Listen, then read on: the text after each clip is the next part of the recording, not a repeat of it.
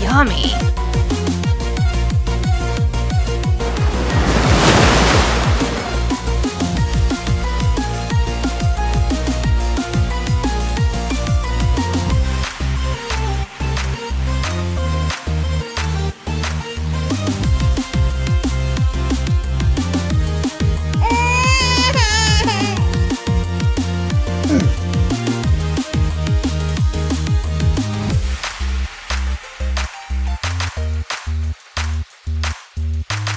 Goodbye.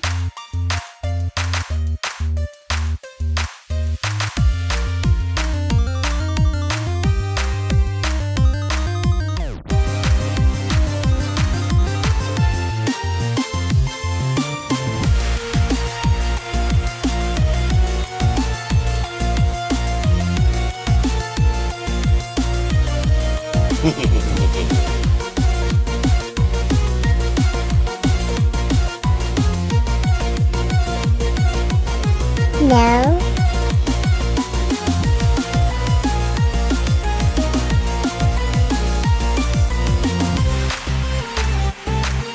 I got the power.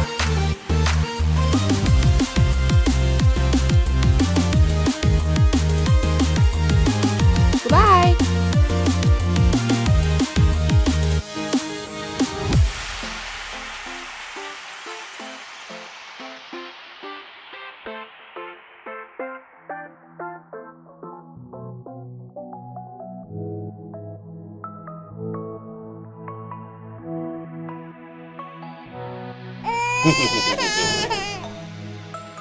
Boop boop.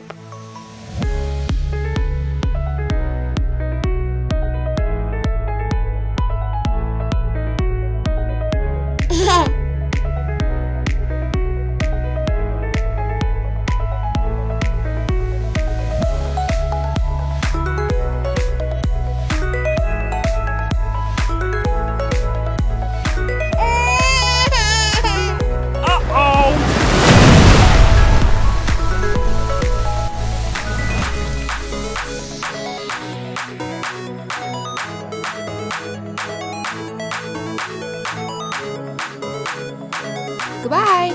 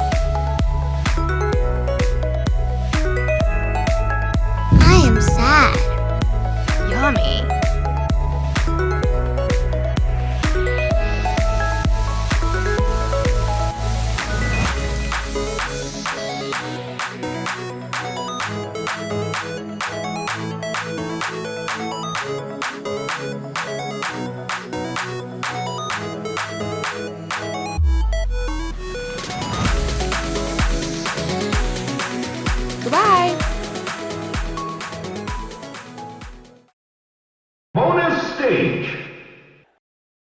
What's up? Coming here at the end of this video to go over another replay that I had with the Zoroark team from the last time that I recorded with it. It's a game that I ended up winning, but in editing, I was going through it and I noticed there are a couple of plays that I could have made a little bit better, and especially there at the end, I had a 100% win condition that I just didn't recognize in the moment, and ended up almost throwing the game away because I made a suboptimal play. So it's the kind of thing that I think is really, really interesting. You know, of course, it's always good to go over your replays if you have access to them, to be able to see the things that you could have done a little bit better, even in wins. In this game, I kind of got bailed out by my opponent having a Kyogre with an Assault Vest that just didn't have an Ice move, which is super not common and definitely not a consistent win condition to play for. And so like I mentioned in the video too, this is a team that is really just built for best of one. It's not super serious, it's mostly just to have fun. But the way the endgame developed, it created a very unique win condition for me that I think is really, really interesting, and that it's one of the things that I like most about Pokemon, and competitive Pokemon in particular, is that it's so complex. There's so many ways that the game can develop that there are so many ways to play it and so many ways to analyze how you're playing it. So again, just being able to go back through your replays, recognizing your win conditions is always the number one thing. But being able to make those minor improvements throughout the course of the game, that can be the difference between having a solid win condition at the end and having to play towards something suboptimal or hoping their opponent misses a move, something like that. So again, one of the things that's really, really interesting to me about Pokemon is one of the things I like most. So let me know what you think. Let me know if this is the kind of thing that you're interested in too. Leave a comment below. I would love to do more replay reviews like this. For this one, it's kind of one-off. I just didn't really have anywhere else on the channel to put it, so thought I'd just tack it on at the end of the Showdown replays. I called a day with the Zoroark team, but absolutely, whether it's games I play on stream, games I play on other videos I record on this channel, or just offline and I happen to have the capture card rolling, I would love to go over some of these replays and really dig into it. This one in particular, though, I just think is really, really interesting, and I kind of wanted to share the endgame specifically. So let's get into it. So like with any game, you have to start with team preview. And this is a team composition that I think is really familiar to a lot of people. I've played it a ton as I was testing with a couple of different teams. It's just super, super common, the Zacian-Kyogre. And I would say this is the most common variant of this team, but I think after NAIC, Thundurus is now more common than Zapdos as paired on these teams, which I think is interesting, because Zapdos in particular at least does really, really well into the team that I have here, as well as most of the team comps that I build. Zapdos is just a good Pokemon that I think a lot of people are sleeping on, but this is a team that I recognized immediately. You can see the Pokemon I chose, that they don't have a ton of ways to hit Shedinja. It's going to be a max Airstream on Zapdos, it's going to be a Flare Blitz or Dark type move on Incineroar, maybe Foul Play on Grimmsnarl, but that's pretty much it.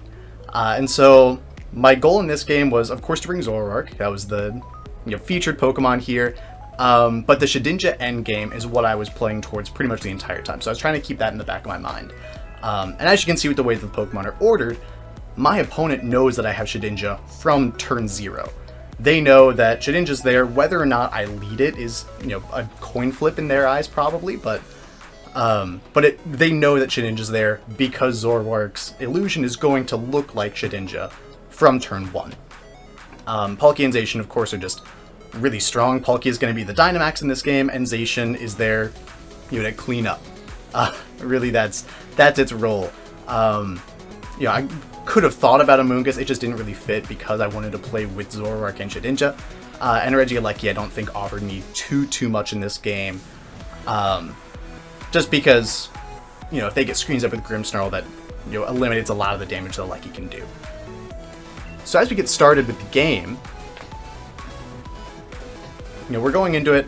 I am leading Zoroark Palkia, and I'm expecting a Zapdos Grimmsnarl lead most likely. That's one of the most common leads with this team. They could go like a Grimmsnarl Kyogre potentially, but I have Palkia there, real Palkia, as opposed to Zoroark, but they do go the Zapdos Grimmsnarl. And so my first thoughts here are, number one, Zoroark's Scarfed, so it's going to be the fastest thing in the field outside of Grimmsnarl's Prankster moves. And two, I'm really worried about Zapdos because it has just so much utility. The two big things that Zapdos could go for here are either an Airstream, likely into the Zoroark slot because they think that it's a Shedinja, or an Eerie Impulse. And so you can see the moves that I made here. Just a fake Tears, because I know Zoroark's going to outspeed my own Palkia. A fake Tears into Max Geyser. If they max the Zapdos, and Light Screen, I don't think it will KO. Even at -2 special defense. I think it'd be close. If they have like no HP or special defense investment, it might be a roll to KO with the Max Geyser through Light Screen. But if they don't max, even if they Eerie Impulse me, say, if they Eerie Impulse Palkia and put up Light Screen, if I get them down to -2 special defense, that negates the Eerie Impulse, and with them not being Dynamax, I am going to get the KO here. And so the main goal is just to knock out the Zapdos. They do Light Screen, which is fine, but the main goal with this first turn is to eliminate the Zapdos. Whether it Dynamaxes or not, I want it off the field because that is pretty much their only way that they're going to be able to hit Shedinja that we've got in the back. With these two led, Zacian Kyogre make the most sense in the back. It could be like a Zacian and Incineroar as another way to potentially hit Shedinja. But if Zacian Kyogre are their two in the back, neither of them have any way to hit Shedinja. So I just have to knock out this Grimmsnarl next. We go into the next turn, they do just bring out Zacian, so I'm still not 100% sure if it's Kyogre or Incineroar in the back. Either way, Palkia beats that other Pokemon. And Shedinja is, untouchable to Zacian. So going into this turn 2, in my head, I know that a Zacian Play Rough is not going to one-shot Dynamax Palkia. We did have to take a little bit of bulk off of this Palkia to make it do as much damage as we needed it to, but still bulky enough to take a Play Rough when it's Dynamaxed. With Zoroark, I am locked into a fake Tears this turn. I briefly considered switching out to Shedinja, maybe risking the Focus Sash if they foul play into that slot. But I think a fake Tears and a Max Geyser, that covers for exactly what you see here, the Zacian Protect. These first 2 turns go as well as they could have. It is unbelievable how well these first 2 turns go, because I'm able to just pick up 2 knockouts, and the fact that my Palkia was faster than the Zapdos too, I think is really interesting. Implies a very bulky Zapdos probably Eerie Impulsing that turn. But just picking up 2 big KOs, turning into 4v2 immediately, is exactly what you're looking for with this team. It works to a T with the Zoroark Palkia lead. Things do get a little bit tricky. They do have Dynamax left, and it is Kyogre as the last. So you see, Kyogre is probably going to Dynamax this turn. My thought process is the Kyogre will likely max Hailstorm into Palkia, but they'd have to max Hailstorm plus a Play Rough to KO Palkia. So I have potentially a free switch in because Zoroark is not offering too much, and I would love to get that low sweep or a foul play off later as either speed control or just damage into Zacian. So in theory, the only way they're going to be able to knock out Palkia is by doubling into it. So I have a pretty safe switch into Zacian if they knock out Palkia. I do risk my Zacian a lot this turn. I think this turn is one where, I also really don't want to risk Shedinja, because if they do just Hailstorm into Palkia, that's it. We're holding a Focus Sash, not a Safety Goggles. So this turn, it is really risky. I think staying in with Zoroark might have been the right play for that turn. It could have gone either way, but you will see they do Dynamax the Kyogre, and the way this turn unfolds actually leads me into the end game here that I think was so interesting. So Kyogre doesn't max Hailstorm this turn. They do Play Rough the Palkia, and you're going to see that come out here. It doesn't KO. We luckily, dodge a crit there, and I just max Worm-weighted that turn. What Palkia did I don't think mattered too much. I wanted to get just damage out on this Kyogre, because the more damage I do to Kyogre, and you can tell by that damage there that they are the Assault Vest, like I mentioned earlier, but the more damage that I do to Kyogre, the easier it is for my Zacian to pick it off, but they're not going to let that happen. They just max Geyser into Zacian, and in the rain, of course that's going to KO. So now I'm left 3v2, and my last 2, the Zoroark and the Shedinja, really don't put on any offensive pressure. So again, I do have to go out to Zoroark here, because it outspeeds their team, and Shedinja, if they just max Hailstorm into Palkia, gets the KO. So I'm going to pause here, actually. Once we get back to the field of play, I'm checking here now the stats. While I was playing, I wanted to make sure that I was 149 speed stat, because that outspeeds Zacian if it's at -1. But once we get to this situation, you can see the Zoroark disguised as the Shedinja, but I know what it is. In this endgame, what I end up clicking is a low sweep into Zacian, and I Earth Power into that slot too, I think. Just trying to get off as much damage as possible. I might have Spacial Rended into Kyogre to try to KO that, but either way, it doesn't matter with the Palkia, because the Palkia at 12 HP goes down to 1 more Life Orb hit. So there's not much that Palkia's going to be able to do. It gets 1 more attack off, and that's it. Zoroark is going to be Choice Scarf locked into whatever move it clicks next. So if it's a low sweep, I'm low sweeping the rest of the game, and this Zoroark has no attack investment and a timid nature, so it's minus attack 2.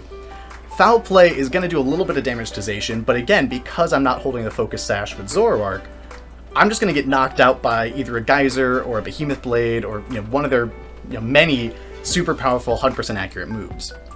So in this endgame, my thought process here is that if they don't click Max Hailstorm this turn onto Palkia, I win.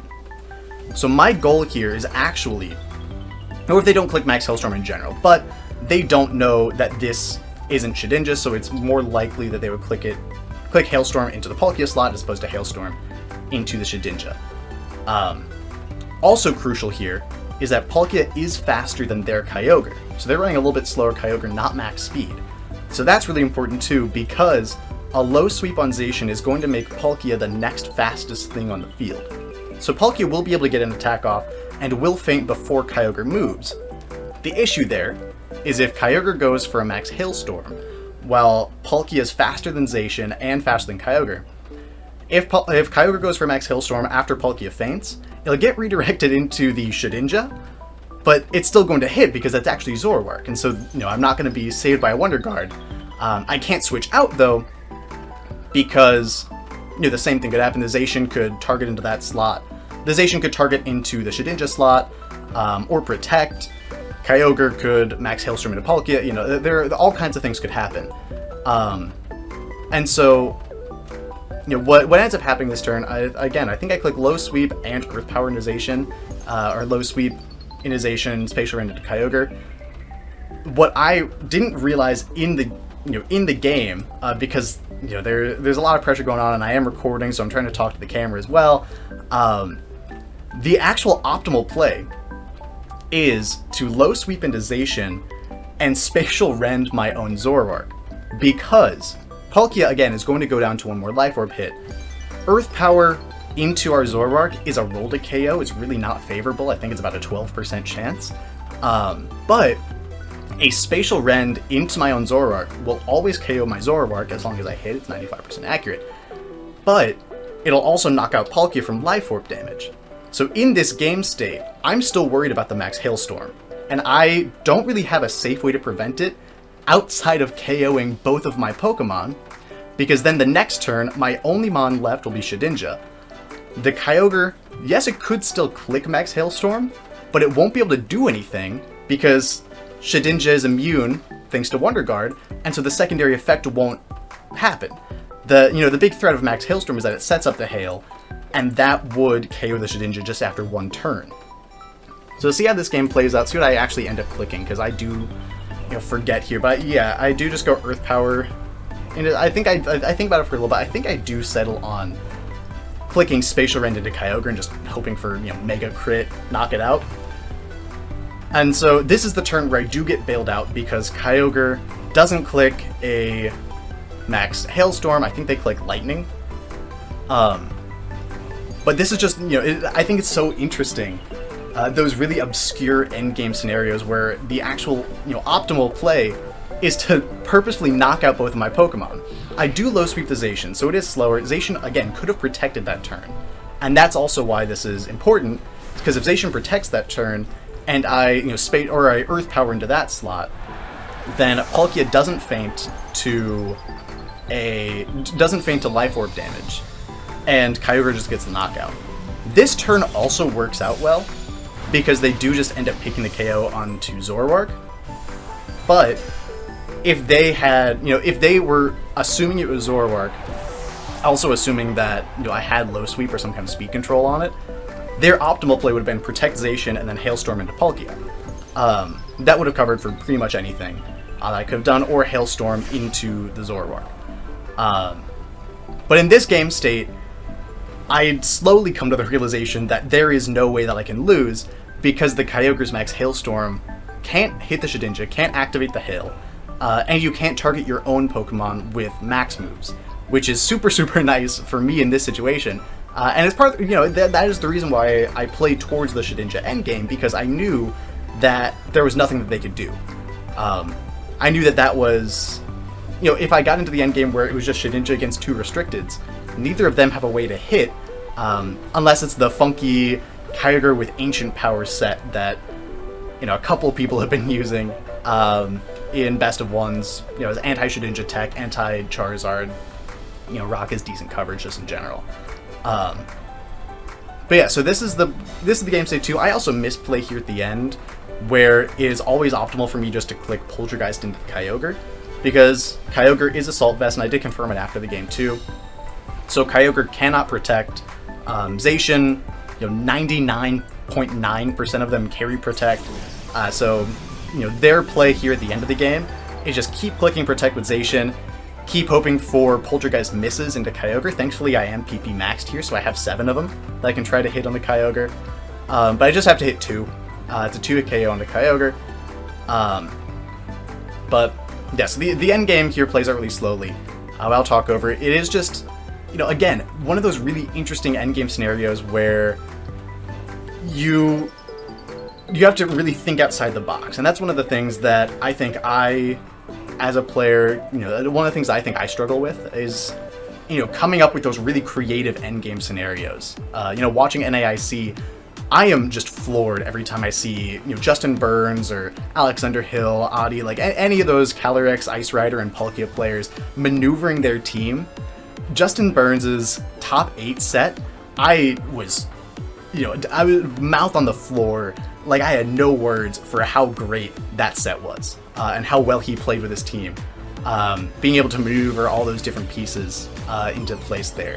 The Calyrex Ice Rider Palkia team, I think, is one of the ones that, one of those archetypes that really shows off the high skill ceiling that this game has, and I think that's one of those teams that, you really have to know what you're doing in order to pilot it.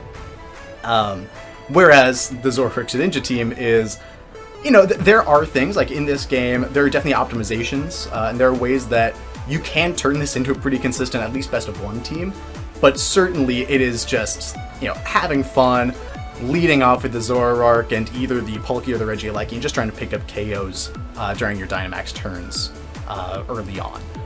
Just trying to, get that momentum, because the Grimmsnarl, could have had foul play. I think it's pretty likely that it had that. The Zapdos almost certainly had a flying type move. So I did have to, identify early on that those are the 2 Pokemon that I needed to knock out, and I did so. That put me into this position. The Kyogre Hyper Beam there too, again, all but confirms the Assault Vest, but the Poltergeist does so again, where, I do see that they cannot protect with Kyogre, and I do see that it is a 2-hit KO. So Shedinja again wins this game because they can't hit it, and that's, how you play Shedinja. But I think it's really, really interesting to, dig into some of those complexities, go back over some of these replays that I could have played a lot better. I do this with a lot of games on Pokemon Showdown, just they make it just so easy to go over your replays. But yeah, a lot of fun to record it. They do cancel the battle, and I can go ahead and pause there. But thank you so much for watching through this video, sitting through me just kind of rambling about Pokemon there for the last couple of minutes. But, hope you had a lot of fun. I hope the Showdown replays showed you just a little bit more how this team can operate in Best of 1. And I hope you learned a little bit about some of the, some of the ways that you can turn games in your favor, even though you have no offensive output there at the end, and even though you still have the Pokemon count advantage. But again, thank you so much for watching. Let me know what you think about this spot. Leave a like and a comment. I would love to do more of these, replay analyses, things like that. But only if other people are gonna be willing to see it, because I'm just kind of talking into a camera right here as well. I can just talk to myself about some of these things. But yeah, I will see you next time, and again, catch me on Twitch. I'll be streaming on Wednesday afternoons, Sunday afternoons as well, and I hope to see you there. Have a good night.